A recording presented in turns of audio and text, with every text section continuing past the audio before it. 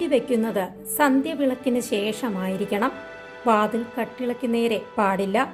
വിളക്ക് തെളിയിച്ച് ഇലക്കീറുകളിൽ വൻപയർ അല്ലെങ്കിൽ കടല, ചുട്ട ഉണക്കമീൻ, ഒരു കുപ്പി കള്ള് എന്നിവ വെക്കണം. പറഞ്ഞു വരുന്നത് വടകര പതിയാരക്കര പയങ്കുറ്റി മലയിലെ ശ്രീ മുത്തപ്പന്റെ ഇഷ്ട നിവേദ്യത്തെക്കുറിച്ചാണ്.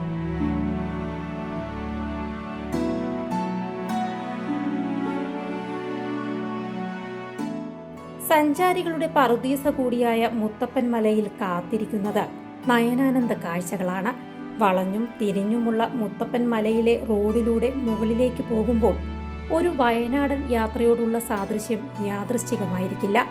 മലയ്ക്ക് മുകളിലെത്തിയാൽ ആത്മീയ അനുഭൂതി പകർന്നൊഴുകുന്ന മുത്തപ്പൻ ക്ഷേത്രവും, അങ്ങകലെ ഒരു ഛായാചിത്രം പോലെ ദൃശ്യമാകുന്ന നഗരവും, പടിഞ്ഞാറൻ ചക്രവാളത്തിൽ സൂര്യൻ മുങ്ങിത്താഴുന്ന അതിമനോഹരമായ കാഴ്ചയും ജാതിമതഭേദമന്യേ സഞ്ചാരികളുടെ മനം കുളിരണിയിക്കുന്നു.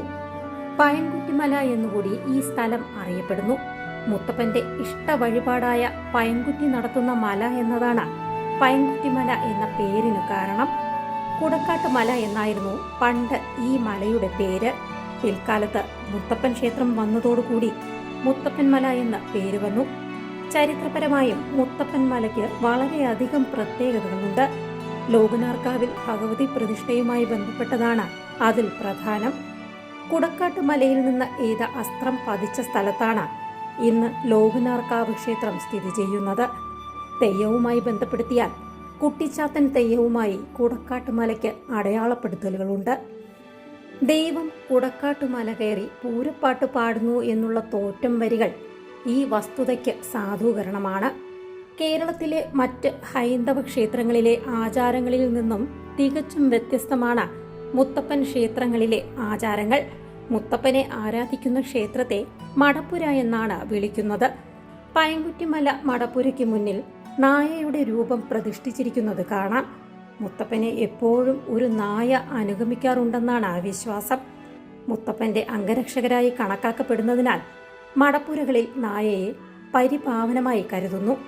ക്ഷേത്രത്തിൽ പ്രസാദം തയ്യാറാക്കുമ്പോൾ ആദ്യം നൽകുക ക്ഷേത്ര സമീപത്തുള്ള നായ്ക്കൾക്കാണ്. മടപ്പുരയിൽ നായ്ക്കളുടെ പ്രാധാന്യത്തെക്കുറിച്ച് പല കഥകളും പ്രചാരത്തിലുണ്ട്. ഇതിലൊരു കഥ ഇങ്ങനെയാണ്. വർഷങ്ങൾക്ക് മുൻപ് ക്ഷേത്രത്തിനുള്ളിലെ നായ്ക്കളുടെ എണ്ണം കുറയ്ക്കാൻ ക്ഷേത്ര അധികാരികൾ തീരുമാനിച്ചു. കുറച്ച് നായ്ക്കളെയും നായ്ക്കുഞ്ഞുങ്ങളെയും ക്ഷേത്രത്തിൽ നിന്ന് പുറത്താക്കി.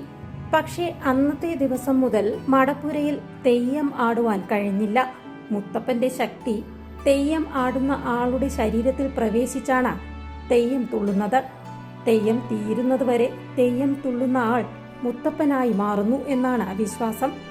നായ്ക്കളെ ക്ഷേത്രത്തിൽ നിന്നും പുറത്താക്കിയതുകൊണ്ടാണ് മുത്തപ്പൻ തെയ്യം തുള്ളുന്ന ആളുടെ ശരീരത്തിൽ പ്രവേശിക്കാത്തത് എന്ന് മനസ്സിലാക്കിയ ക്ഷേത്രാധികാരികൾ നായ്ക്കളെ ക്ഷേത്രത്തിൽ തിരികെ കൊണ്ടുവന്നു. അന്നു മുതൽ വീണ്ടും തെയ്യം ആടുവാൻ തുടങ്ങിയെന്നുമാണ് കഥ. പയങ്കുറ്റിമലയുടെ കാവൽക്കാരനാണ് മുത്തപ്പൻ. ദേവിയും ഗുരുവുമാണ് ഒപ്പം അരുളുന്നത്. വൈകുന്നേരങ്ങളിൽ പൂജയും വെള്ളാട്ട് പോലുള്ള ചടങ്ങുകളും നടക്കാറുണ്ട്. പയങ്കുറ്റിമല ഇന്ന് ഇക്കോ ടൂറിസം കേന്ദ്രം കൂടിയാണ്. വിനോദത്തിനപ്പുറം ആത്മീയ ഉണർവ് കൂടിയാണ് ഇവിടെ എത്തുന്ന സഞ്ചാരികൾക്ക് പയങ്കുറ്റിമല സമ്മാനിക്കുന്നത്.